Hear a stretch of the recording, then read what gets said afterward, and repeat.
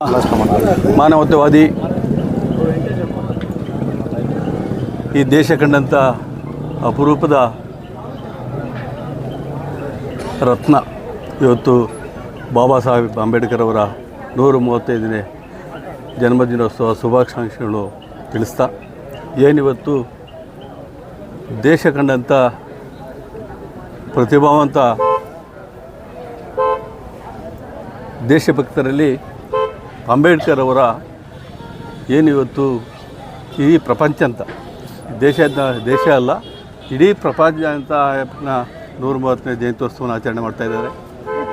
ಇವತ್ತು ಅವರು ಕೊಟ್ಟಂಥ ಸಂವಿಧಾನ ಇಡೀ ದೇಶದಲ್ಲಿ ಪ್ರಪಂಚದಲ್ಲಿ ಯಾರು ಕೊಡದೆ ಅಂತ ಸಂವಿಧಾನವನ್ನು ಕೊಟ್ಟಂಥ ಮಾನವತಾವಾದಿ ಅಂಬೇಡ್ಕರ್ ಅವ್ರನ್ನ ಈ ಸಂದರ್ಭದಲ್ಲಿ ನೆನೆಸ್ಕೊಳ್ತಾ, ಇವತ್ತು ಈ ಭಾಗದಲ್ಲಿ ನಮ್ಮ 2028ರ ಅಭ್ಯರ್ಥಿ ಆದಿನಾರಾಯಣ ನೇತೃತ್ವದಲ್ಲಿ ಈ ಭಾಗದ ನಾಯಕರಾದಂಥ ಹಿರಿಯರಾದಂಥ ರಾಮಲಿಂಗಾರೆಡ್ಡಿ ಅವರು, ಸರ್ವಜ್ಞ ಅವರು, ಕಾರ್ಗಿಲ್ ವೆಂಕಟೇಶ್ ಅವರು, ನಮ್ಮ